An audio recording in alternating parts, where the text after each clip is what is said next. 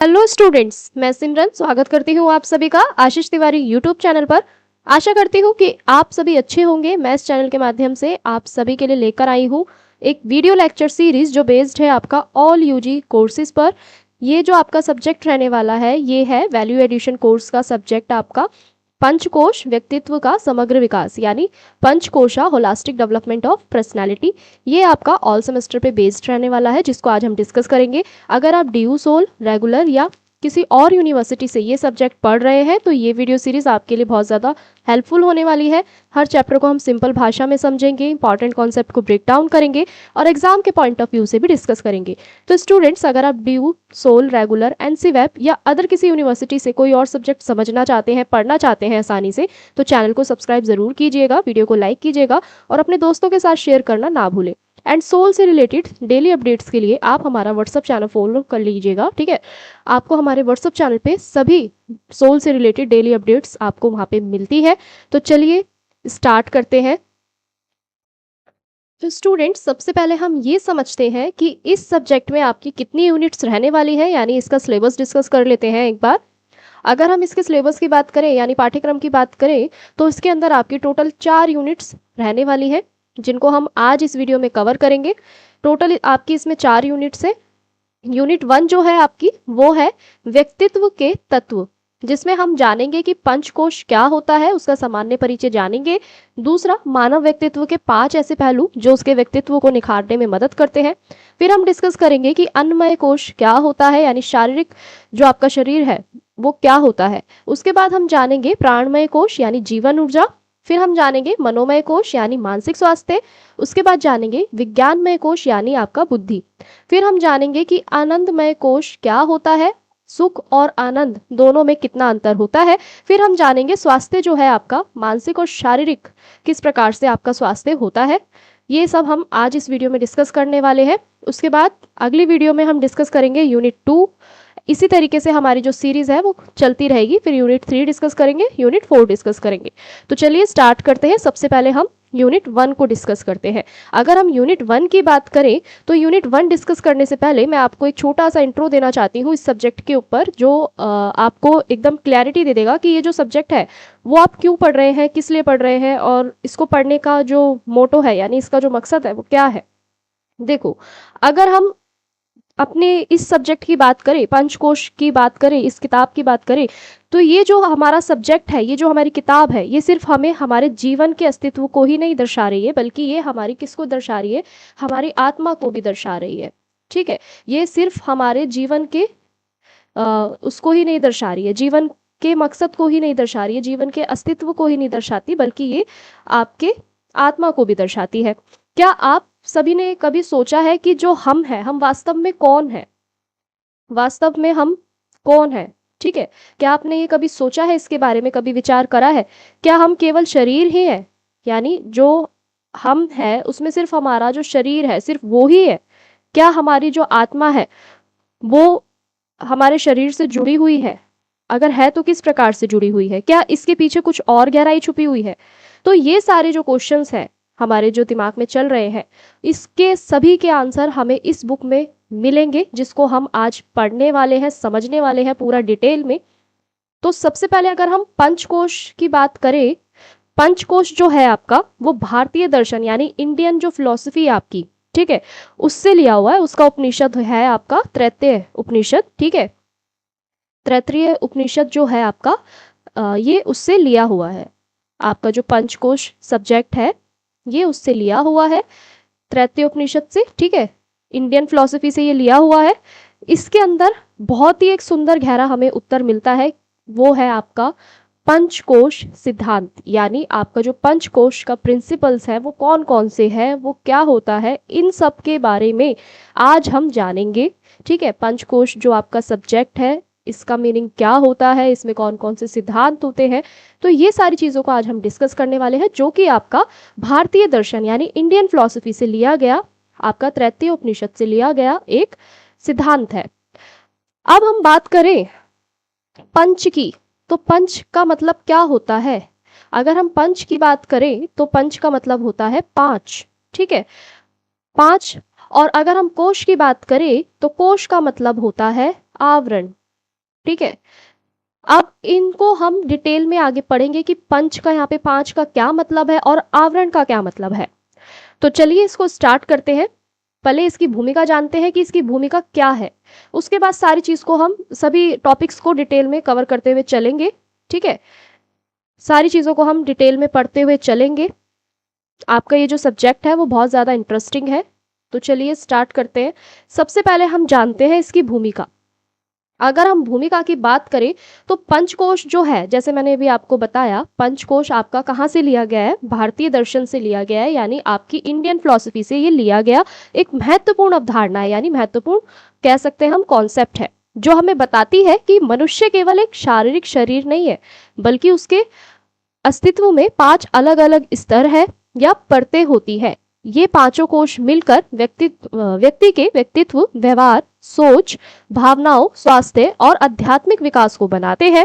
पंचकोश सिद्धांत मानव जीवन को समग्र दृष्टि से देखता है। यह सिखाता है कि केवल शरीर पर या केवल मन पर ध्यान देकर पूर्ण विकास नहीं किया जा सकता। जब 5 कोशों का संतुलित विकास होता है तभी व्यक्तित्व का भी वास्तविक विकास संभव होता है। यानी इसकी भूमिका हमें क्या बता रही है कि जो आपका पंचकोश सिद्धांत है, यानी जो आपका ये सब्जेक्ट है, वो कहाँ से लिया गया है? इंडियन फिलॉसफी से लिया गया है, जो कि आपको क्या बता रही है कि जो मनुष्य है, जो मानव है, वो केवल शरीर ही नहीं है उसके पास, बल्कि उसका जो अस्तित्व है वो ऐसी 5 अलग अलग स्तर यानी परतों से बना हुआ है। फॉर एग्जाम्पल, अगर मैं आपको एक छोटे से उदाहरण से समझाऊं, जैसे आपने देखा होगा अनियन देखा होगा, ठीक है, सभी ने, और सभी ने उसे कभी ना कभी तो काटा ही होगा या आपने देखा ही होगा। ठीक है, अनियन के अंदर क्या होता है, प्याज के अंदर क्या होता है? लेयर्स होती है। ठीक है, क्या होती है? लेयर्स होती है, जिसको हम परत के नाम से भी जानते हैं, ठीक है, या आवरण के नाम से भी जानते हैं। तो वो क्या है, आपका अनियन जैसे होता है ना, अनियन के अंदर अलग अलग लेयर्स आपको देखने को मिलती हैं व्हाइट कलर की। ठीक है, उसी तरीके से जो आपका पंचकोश है वो क्या है? एक फिलॉसफी है जो इंडियन फिलॉसफी से ली गई है। ठीक है, सॉरी, पंचकोश जो है आपका एक सिद्धांत है जो इंडियन फिलॉसफी से लिया गया है। तो ये हमें क्या बता रहा है? जो आपका शरीर है, सिर्फ शरीर ही नहीं है, बल्कि 5 अलग अलग ऐसे स्तर है, ऐसी मतलब 5 ऐसी लेयर्स है, जिन 5 कोशों को मिलाकर किसी व्यक्ति का व्यक्तित्व बनता है, यानी पर्सनालिटी बनती है, उसका व्यवहार बनता है, उसकी सोच बनती है, उसकी भावनाएं बनती है, स्वास्थ्य बनता है, और इसी प्रकार से उसका आध्यात्मिक विकास भी इसी प्रकार से बनता है। तो आपका जो पंचकोश सिद्धांत है, ये सिर्फ आपका मानव जीवन को किस प्रकार से दिखता है? समग्र दृष्टि, यानी संपूर्ण रूप से, यानी पूरी तरीके से। ये सिर्फ आपका शारीरिक विकास पे, मानसिक विकास पे जोर नहीं देता, बल्कि ये समग्र दृष्टि पे क्या करता है? जोर देता है, जिसमें आपका आध्यात्मिक विकास भी हो, आपका मानसिक विकास भी हो, ठीक है, और व्यक्तित्व का भी विकास हो, ये सबको देखता है। तो ये केवल शरीर या केवल मन पे ही ध्यान नहीं देता पूरी तरीके से। इसका ऐसा मानना है कि जब आपके 5 कोशों का संतुलित विकास होता है तभी व्यक्ति का वास्तविक विकास क्या होता है? संभव होता है। तो यहाँ पे हम बात करने वाले हैं कि मानव जीवन में, यानी मनुष्य का जो शारीरिक शरीर जो है आपका, ठीक है, आपकी जो फिजिकल बॉडी है, इसके अंदर आपकी जो 5 लेयर ऐसी कौन कौन सी होती है, जिनके ऊपर आप अपना वर्क करते हैं, आप अपना कार्य करते हैं, उसमें सुधार करते हैं, तो आप क्या कर सकते हैं? एक अपने व्यक्तित्व का, अपनी पर्सनैलिटी का वास्तविक विकास आप कर सकते हैं। तो ऐसे कौन से 5 कोश है जिसको आज हम इसमें पढ़ने वाले हैं, चलिए जानते हैं। तो अगर हम ऐसे 5 कोशों की बात करें, वो जानने से पहले हम ये जानते हैं व्यक्तित्व का अर्थ क्या होता है। अगर हम व्यक्तित्व के अर्थ की बात करें तो व्यक्तित्व का अर्थ व्यक्ति के व्यवहार, विचार, भावनाओं, आदतों, वाणी, मूल्यों और दृष्टिकोण के समग्र स्वरूप से है। यह किसी व्यक्ति की अनोखी पहचान होती है। अच्छा व्यक्तित्व केवल बाहरी रूप से आकर्षक होना नहीं है, बल्कि भीतर से भी संतुलित होना है। यानी आपका व्यक्तित्व का अर्थ यहाँ पे क्या बता रहा है कि आपका जो व्यक्तित्व है, यानी आपकी जो पर्सनालिटी है, वो व्यक्ति के सिर्फ व्यवहार पर, उसके बिहेवियर पर, उसके विचारों पर, आदतों पर, वाणी पर, इन सब का क्या है? एक समग्र स्वरूप है। यानी एक इनका जो आपका समग्र यानी होलिस्टिक जो आपका डेवलपमेंट है, उसका एक ये रूप है, और किसी भी व्यक्ति की एक अनोखी पहचान भी इन्हीं की वजह से बनती है। अच्छा व्यक्तित्व केवल आपको बाहरी रूप से आकर्षक होना नहीं है, बल्कि भीतर से भी संतुलित होना है। यानी सिर्फ आपको बाहरी रूप से ही आकर्षक नहीं दिखना है, बल्कि आपका जो आंतरिक रूप है, अंदर जो है, उससे भी आपको आकर्षक दिखना इसमें माना जाता है। वो किस प्रकार से आप आकर्षक दिख सकते हैं आंतरिक रूप से? जैसे अनुशासन, आत्मविश्वास, दयालुता, भावनात्मक परिपक्वता, बुद्धिमत्ता और आध्यात्मिक चेतना इसमें शामिल होती है। यानी आप आंतरिक रूप से भी कैसे दिखने चाहिए, आकर्षक दिखने चाहिए, इन सब का पालन करके। ठीक है, तो ये था आपका व्यक्तित्व का अर्थ, यानी आपकी पर्सनालिटी का अर्थ क्या होता है। सिर्फ आपको बाहर से ही अट्रैक्टिव यानी आकर्षक नहीं दिखना चाहिए, बल्कि आपका जो भीतर रूप है, भीतर स्वरूप जो है, आंतरिक रूप जो है, उससे भी आपको आकर्षक दिखना चाहिए, जिसमें आपका अनुशासन का अगर आप पालन करते हैं तो आप आकर्षक दिख सकते हैं। आत्मविश्वास आपके अंदर होना चाहिए, किसी भी प्राणी को लेके, किसी भी जीव को लेके आपके अंदर दयालुता होनी चाहिए, काइंडनेस होनी चाहिए। और आपकी जो भावनात्मक परिपक्वता है, यानी आपकी जो इमोशनल मैच्योरिटी है आपके अंदर, वो भी होनी चाहिए। इसके साथ साथ बुद्धिमत्ता और आध्यात्मिक चेतना भी इसमें शामिल होती है, यानी आपका जो इंटेलिजेंस है वो भी आपका इसमें शामिल होता है। और साथ ही साथ आपकी जो स्पिरिचुअल थेरेपीज जो होती है वो भी इसके अंदर शामिल होती है। तो ये था आपका व्यक्तित्व का अर्थ। अब हम बात करते हैं व्यक्तित्व के तत्व। अगर हम व्यक्तित्व के तत्व की बात करें, जैसे मैंने अभी आपको बताया कि हम सबसे पहले डिस्कस करने वाले हैं पंचकोश का परिचय। तो पंच का अर्थ यहाँ पे क्या है? पांच। ठीक है, पंच का अर्थ यहाँ पे क्या है? पांच। और कोश का अर्थ यहाँ पे क्या है? आवरण या परत। तो उपनिषद दर्शन के अनुसार मनुष्य 5 कोशों से बना होता है। यानी आपका जो मैंने अभी आपको बताया, जो आपका भारतीय दर्शन से जो लिया गया है, यानी इंडियन फिलॉसफी से जो आपका उपनिषद लिया गया है, जो है आपका तैत्तिरीय उपनिषद, इसके अंदर क्या बताया गया है कि जो मनुष्य है वो 5 कोशों से बनता है, यानी 5 आवरण या 5 परतों से बनता है, जिसमें आपका सबसे पहले आता है अन्नमय कोश। ठीक है, उसके बाद आता है आपका प्राणमय, फिर आता है आपका मनोमय, फिर विज्ञानमय और आनंदमय। ये 5 क्या है? आपके 5 ऐसे कोश है जिनसे मनुष्य जो है वो बनता है। ये 5 ऐसी अलग अलग परतें हैं। तो ये अलग अलग शरीर नहीं है, बल्कि एक ही अस्तित्व है। यानी ये अलग अलग, इसमें शरीर की बात नहीं हो रही है, ये क्या है? एक ही अस्तित्व है। ठीक है, एक ही अस्तित्व के अलग अलग स्तर है। बाहरी परतें अधिक स्थूल और दिखाई देने वाली होती हैं, जबकि भीतरी परतें जो होती है आपकी सूक्ष्म और आध्यात्मिक होती है। यानी जो आप बाहर से दिख रहे हैं, ठीक है, वो आपको दिखाई दे रही है, स्थूल होती है। स्थूल मतलब बड़ी होती है। ठीक है, लेकिन जो आपकी भीतर परतें होती हैं वो कैसी होती हैं? एकदम सूक्ष्म होती हैं, बहुत ज्यादा छोटी होती हैं, जो आपकी आध्यात्मिकता से जुड़ी हुई होती है, स्पिरिचुअल से आपकी ये जुड़ी हुई होती है, जैसे आप यहाँ पे इमेज में देख सकते हैं। तो पंचकोश हमें यह समझाता है कि मानव जीवन क्या है? बहुयामी है। कोई व्यक्ति बाहर से स्वास्थ्य दिख सकता है, लेकिन भीतर से तनावग्रस्त, भावनात्मक रूप से असंतुलित या आध्यात्मिक रूप से रिक्त यानी खाली हो सकता है।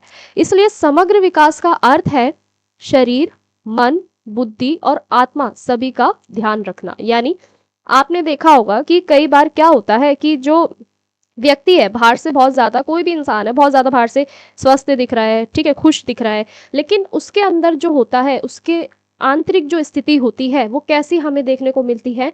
तनावग्रस्त। ठीक है, और उसकी जो इमोशनल्स होते हैं, इमोशंस जो होते हैं, उसमें भी कई बार हमें इम्बैलेंस दिखता है। ठीक है, यानी कि आपका असंतुलित होता है वो। ठीक है, आध्यात्मिक रूप से भी कई जो व्यक्ति होते हैं वो एकदम खाली हो सकते हैं, रिक्त हो सकते हैं। ठीक है, तो इसलिए आपका जो समग्र विकास का यहाँ पे अर्थ है पंचकोश में, वो क्या है कि आपका इसमें शरीर का भी विकास होगा, मन का भी होगा, बुद्धि का भी होगा, और साथ ही साथ आपका आत्मा यानी आपकी जो आध्यात्मिक ज्ञान है, जो स्पिरिचुअल आपका जो ज्ञान है, ठीक है, वो आपका इसमें, इसका भी ध्यान इसमें दिया जाएगा। तो अब हम बात करते हैं समग्र विकास की। अगर हम समग्र विकास की बात करें तो समग्र विकास का अर्थ क्या है कि जीवन के किसी एक भाग का नहीं है, बल्कि पूरे व्यक्तित्व का विकास है। यानी आपका जो समग्र विकास है वो सिर्फ आपके जीवन का ही एक भाग नहीं है, बल्कि आपकी जो पूरी पर्सनालिटी है, उसका जो डेवलपमेंट है, यानी व्यक्तित्व का जो विकास है, इस पे आधारित होता है। इसमें आपकी चाहे शिक्षा हो, स्वास्थ्य हो, भावनाएं हो, सामाजिक व्यवहार हो, बुद्धि हो, नैतिकता हो और आध्यात्मिकता हो, ये सब क्या होते हैं? ये आपस में जुड़े हुए होते हैं। यदि किसी एक पक्ष की उपेक्षा की जाए तो व्यक्तित्व कैसा हो सकता है? अधूरा रह जाता है। अगर हम उदाहरण से समझे तो उदाहरण के लिए एक व्यक्ति शारीरिक रूप से मजबूत हो सकता है लेकिन भावनात्मक नियंत्रण उस पे ना हो तो उसका व्यवहार कैसा हो सकता है? एकदम कठोर हो सकता है। दूसरा व्यक्ति बुद्धिमान हो लेकिन भीतर से शांत ना हो तो वो सुखी नहीं रह सकता। तो समग्र विकास व्यक्ति पांचों कोशों में संतुलन विकसित करता है। यानी अगर हम समग्र विकास को सरल भाषा में समझे तो ये सिर्फ आपका लाइफ का ही एक इम्पॉर्टेंट पार्ट नहीं होता, जीवन का ही एक भाग नहीं होता, बल्कि ये पूरी आपकी व्यक्तित्व का विकास होता है। यानी आपकी पूरी पर्सनालिटी का इसमें डेवलपमेंट होता है, चाहे वो आपकी शिक्षा हो, स्वास्थ्य हो, भावनाएं हो, सामाजिक व्यवहार हो, बुद्धि हो, नैतिकता हो, आध्यात्मिकता हो, ये जितने भी तत्व हैं ये आपस में आपकी पर्सनालिटी से, आपके व्यक्तित्व से जुड़े हुए होते हैं। अगर हम किसी एक पक्ष पे सिर्फ ध्यान दे, उसी की उपेक्षा करे, तो आपका जो विकास है वो अधूरा हो सकता है। जैसे उदाहरण से मैंने आपको यहाँ पे समझाया कि जब एक व्यक्ति है वो कैसा दिख रहा है आपको, शारीरिक रूप से एकदम मजबूत दिख रहा है, एकदम हष्ट पुष्ट दिख रहा है, ठीक है, हेल्दी दिख रहा है, लेकिन जब हम उससे बात करते हैं, अगर उस पर अपनी भावनाओं का ही उस पर नियंत्रण नहीं है तो उसका व्यवहार उसमें आप कैसा देख सकते हैं? कठोर देख सकते हैं। दूसरे एग्जाम्पल से समझे तो अगर कोई व्यक्ति है वो बहुत ज्यादा इंटेलिजेंट है, बुद्धिमान है, लेकिन अंदर से उसका मन अगर शांत नहीं है तो वो अपने जीवन में कभी सुखी नहीं रह सकता। तो पंचकोश जो है ये आपका पूरे होलिस्टिक डेवलपमेंट पे यानी समग्र व्यक्तित्व विकास पर ये जोर देता है, जिससे आपके जो पांचों कोश हैं उसको आप क्या कर सके? संतुलित कर सके, ठीक है, और बैलेंस मेंटेन कर सके उसमें, तभी आपका जो डेवलपमेंट है वो आपका पॉसिबल होगा। यानी आपका जो व्यक्तित्व का जो विकास है तभी संभव होगा। तो अब हम बात करते हैं स्वास्थ्य की। अगर हम बात करें तो मानसिक और शारीरिक स्वास्थ्य आपका क्या होता है? स्वास्थ्य केवल बीमारी का अभाव नहीं है, यह शारीरिक शक्ति, मानसिक शांति, भावनात्मक स्थिरता और सामाजिक कल्याण की स्थिति है। शारीरिक स्वास्थ्य दैनिक कार्यों के लिए ऊर्जा देता है, ठीक है। अगर हम यहाँ पे स्वास्थ्य को परिभाषित करें तो आपका जो स्वास्थ्य है वो आपका मानसिक रूप से भी होता है और शारीरिक रूप से तो होता ही है। स्वास्थ्य जो होता है वो केवल आपकी बीमारियों का अभाव नहीं होता, ठीक है, बल्कि ये जो होता है आपकी एक शारीरिक शक्ति होती है, ठीक है, और मानसिक शांति इसमें आपकी जुड़ी हुई होती है, भावनात्मक स्थिरता होती है, तभी आप क्या कहलाते हैं? स्वास्थ्य कहलाते हैं। और जो आपका स्वास्थ्य है वो क्या है? एक सामाजिक कल्याण की एक स्थिति है, ठीक है। अगर आपका शारीरिक स्वास्थ्य जो है वो अच्छा है तो आप दैनिक कार्यों के लिए भी आपको उससे ऊर्जा मिलती है। अब हम बात करते हैं मानसिक स्वास्थ्य की। मानसिक स्वास्थ्य कैसे आप व्यक्त कर पाएंगे कि आपका जो मानसिक स्वास्थ्य है वो अच्छा है? इसको हम कैसे पहचान सकते हैं कि आपकी जो स्पष्ट सोच जो है, क्लैरिटी जो है, ठीक है, आपके विचारों में, सोच में वो होना जरूरी है। भावनात्मक संतुलन ये आपको प्रदान करता है और अच्छे व्यक्तित्व के लिए ही क्या होते हैं? दोनों जरूरी होते हैं। यानी आपके जो होलिस्टिक डेवलपमेंट जो है, पर्सनालिटी डेवलपमेंट जो है, उसमें केवल आपका जो शारीरिक स्वास्थ्य है सिर्फ वो ही नहीं होता इंपॉर्टेंट, बल्कि आपका जो मानसिक स्वास्थ्य है वो भी इसके अंदर बहुत ज्यादा इंपॉर्टेंट होता है, महत्वपूर्ण होता है, ठीक है। और ये दोनों ही क्या करते हैं? आपकी पर्सनालिटी का, आपके एक अच्छे व्यक्तित्व का विकास करने में दोनों ही महत्वपूर्ण होते हैं, जिसमें आपका पर्याप्त नींद आती है, पौष्टिक भोजन आता है, व्यायाम आता है, सकारात्मक विचार और तनाव प्रबंधन, ये सभी स्वास्थ्य में आपके योगदान देते हैं, जैसे आप इमेज में देख सकते हैं। तो ये सारे के सारे क्या होते हैं? आपके अच्छे स्वास्थ्य में, आपके अच्छे व्यक्तित्व में आपका क्या कर सकते हैं? आपको एक योगदान दे सकते हैं आपके अच्छे स्वास्थ्य में, ठीक है।